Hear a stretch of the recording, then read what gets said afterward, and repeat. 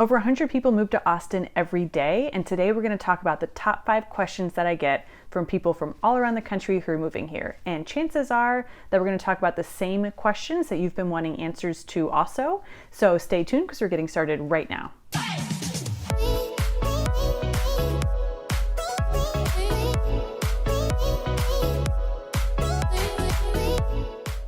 I'm Tiffany Moore. On this channel, I put out videos every week about what it's like to live, work, play, and love your life in Austin, Texas. So if that is the information that you're looking for, go ahead and hit the subscribe button and ding that little bell so you're notified every time I put out a new video. And if you're thinking about moving to the Austin area, I work with people from all over the world who are moving here. I absolutely love it. Austin is such a fun place to live. So if you're thinking about coming out here or you just have some questions, go ahead and shoot me an email, send me a text, slide into my DMs, however you want to get in touch with me. I've got your back when you're moving to Austin.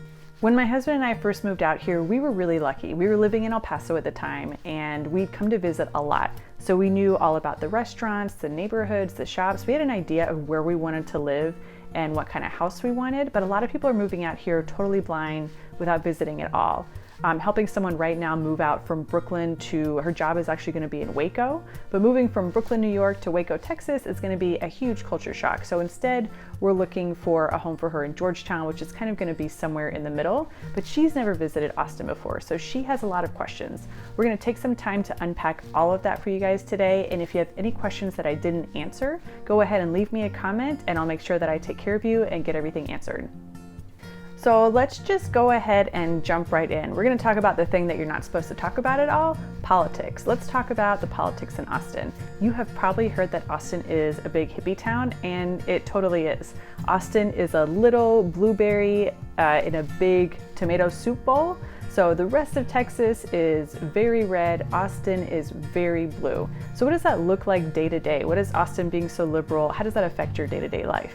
One, Austin has a booming art scene. So Austin started as like an affordable haven for artists, musicians, students, things like that. So everyone kind of flocked here to just do their art, live their life, and enjoy a comfortable life. So there's still a lot of that around. We've got everything from live music, you know, Austin's the live music capital of the world, to theater, to visual art, anything that you can really think of. There's just a ton of art in Austin, and that's part of Austin being so liberal.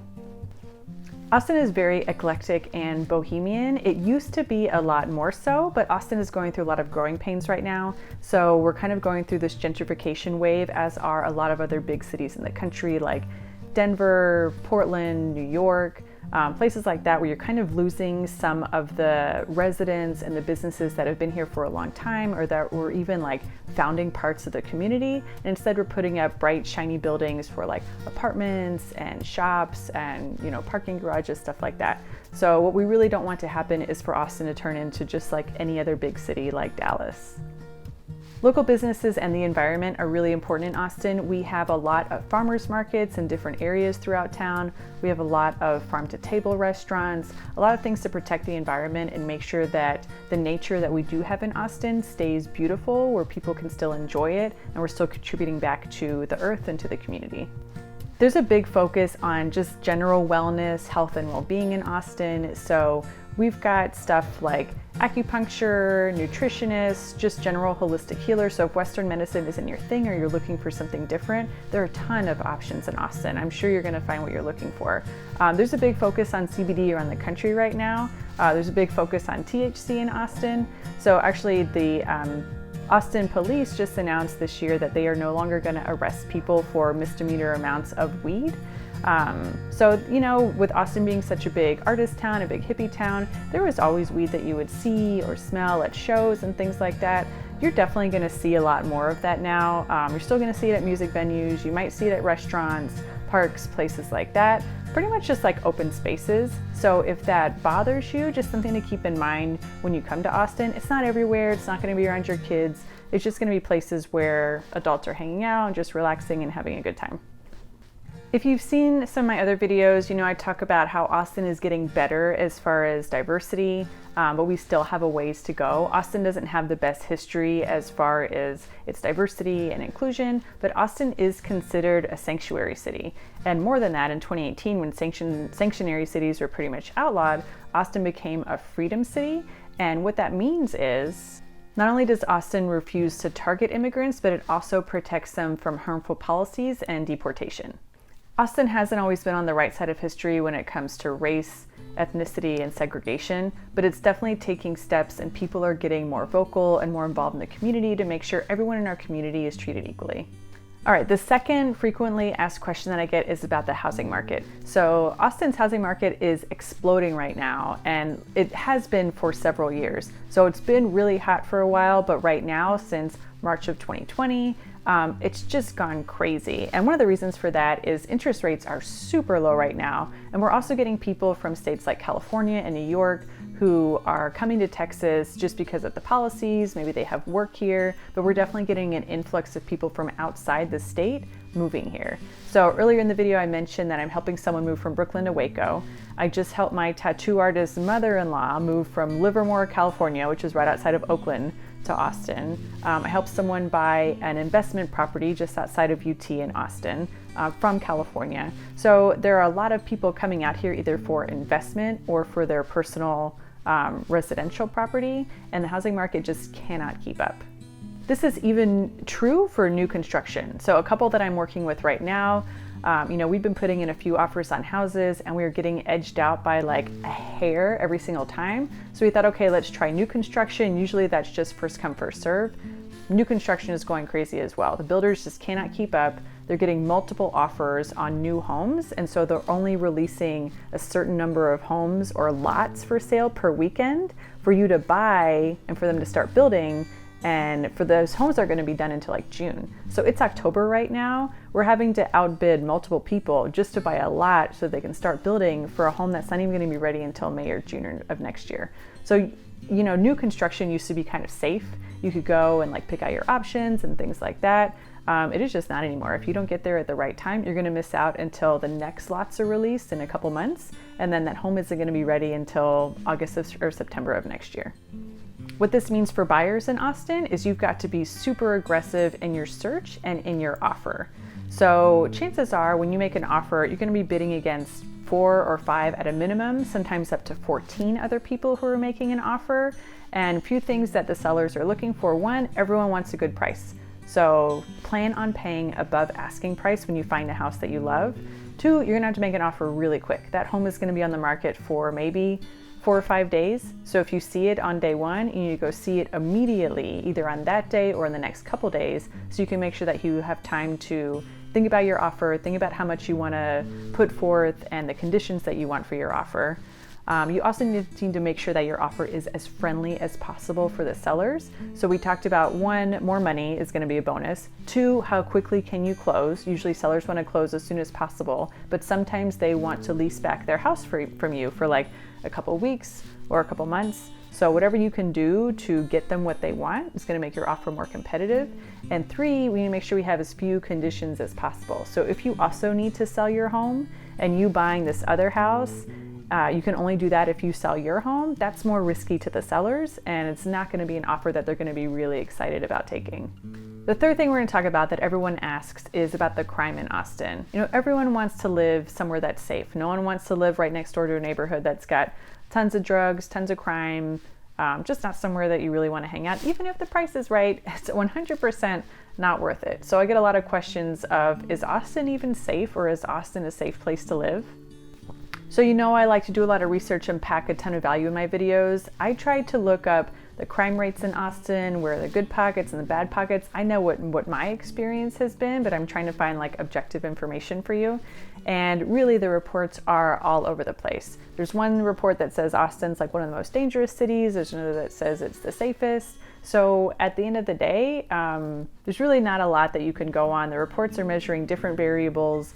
They're done at different times of the year. They're looking at different areas of Austin. So there's really not anything concrete or objective that I can share with you about the crime in Austin. So to answer your question, is there crime in Austin? Yeah, there is. How bad is it? It's about what you would expect for a metro city that's got about 2 million people. Are there neighborhoods that have more crime and less crime? Of course. Of course there's going to be neighborhoods where nothing ever happens, and there's some neighborhoods where stuff happens all the time. And that's something that you're going to find in any city, especially a metro area that's got over 2 million people. What really matters is your comfort level with the area that you're living in or the area that you like to hang out in. So I like to run a lot in Austin. A lot of times I'm running outside in the dark. I'm either alone or I'm with my running friend who is like 5'1", 105 pounds. We're not very intimidating people, but I've never really felt unsafe in Austin. Sure, there are people that you kind of want to avoid, and maybe you see someone like yelling to themselves, maybe go on the other side of the street and don't cross them. But overall, I've never really felt unsafe in Austin, and that just might be my personal comfort level. You've got to figure out what your comfort level is and then go to the places that match that.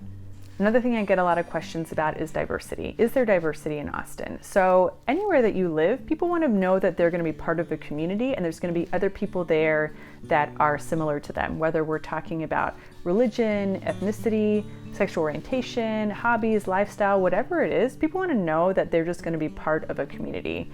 And Austin is so diverse as far as all of that goes that you're definitely going to find whoever you want to find, whatever your pocket is, you're going to find them here in Austin. I know that I have seen houses of worship for like at least 10 to 15 different religions alone. And those are just the ones that I've seen that I remember. So as far as the religion piece goes, I think there's a lot of diversity out here. Does that mean that Austin doesn't have work to do? Absolutely not.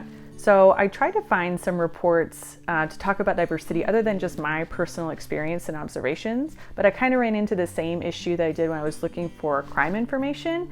There's just reports that are not measuring apples to apples. They're talking about all kinds of different variables, comparing Austin to cities of one size and then cities of another size. There's just not anything concrete to really give you an objective picture of how diverse Austin is. But one thing they did all agree on was that Austin is about the 6th most diverse city in Texas, which kind of surprised me. I thought Austin would be a little bit higher up, but apparently it's not. So Houston is like the most diverse city in the United States. That's obviously going to be the most diverse city in Texas. The other states or the other cities that are more diverse than Austin are Arlington, Plano, Dallas, Fort Worth, and San Antonio. All of those cities are considered more diverse than Austin is. So while you can definitely find the community that you're looking for, it might be kind of small, but you know how you fix that? You bring your friends to Austin. Okay, the 5th thing that people want to know is about the weather. What is the weather like in Austin? Because it's Texas, it's hot, right? Let me tell you, Austin gets really hot. It gets really hot in the summer. So our hottest part of the summer lasts from July through September. September. And so this year we had 60 plus days where it was over 100 degrees from July through September. And we definitely had a lot of over 100 days in September. I'm filming this in late October. And let me tell you, the high today is 86. So it really doesn't cool down in Austin until Halloween. Halloween is when you can start putting on like long sleeves and sweaters and things like that. But up until then, you're still gonna have days where the high is like 86, 90. You'll have like a cold front every now and then where maybe the high is 75 and everyone like puts on a hoodie. It's awesome. But for the most part, the summers in Austin are long and they're hot. Now I grew up in Florida where they weren't as hot, but it was definitely humid. So I'm used to the heat. After I left Florida, I mentioned my husband and I were in El Paso before we moved to Austin. We lived there for 4 years and it was really hot in El Paso, hotter than it is in Austin, but it wasn't humid at all. It was really dry. But you'd walk outside your front door and it was super windy too. So you just feel like you just got hit by like this massive hair dryer every time you left the house. El Paso was super hot, super windy, super dry. Austin is kind of a mix of both. It's really hot, not as bad as El Paso, and it's also pretty humid. Our winters are pretty mild. They've been kind of wet the past few years though. So we've had kind of like a wet, gloomy, cold Thanksgiving for 3 or 4 years in a row, which isn't awesome, but it's good for like sitting on the couch watching football and just like taking a snooze after you have your turkey. But really for the winters in January, it gets down around freezing. That's usually the low, and the high is around the 50s. So it doesn't get too cold in the winters here. We have a short spring and a short fall, probably like 3 or 4 weeks for each. And then it's just like a really long summer and a medium winter. We might get 1 or 2 days of snow in the winter. If anything, we get more ice. So like I mentioned, we kind of have we've been having wet winter, so it'll rain a lot and then ice everywhere. And just a heads up, like when it ices, people in Austin freak out. Like, we don't have this like crazy salt infrastructure. We don't have a lot of protection from the ice. They'll come around and salt maybe every couple days. But you're either like, you've got people who are just like, don't care about the ice at all and they're just driving like normal, and you see them spinning out and having accidents, or the people who are just like freaking out and driving 10 miles an hour because they don't want to get in an accident, and then they get in an accident anyway. So just be super safe when you are driving around in the ice in Austin. It's definitely something that you're going to see more than you're going to see snow, and it's part of our winters here. If there's something that I didn't answer for you and you just have this burning question, or you're just curious about something, go ahead and leave it in a comment below and I'll make sure I take care of you and get your question answered. I talk to people every day from all over the world who are moving to Austin, and I love it. So if you're thinking about moving here, you've got questions, shoot me a text, send me an email, slide into my DMs. Go ahead and reach out to me. I'd love to help you out wherever you're at and do whatever I can to make your move to Austin even easier. So you're going to start seeing a bunch of videos pop up here and there. Go ahead and click on those, learn about the neighborhoods in Austin, how much it costs to live here, see what it costs compared to California. Just start getting all the wheels turning, and I will talk to you soon. Bye-bye.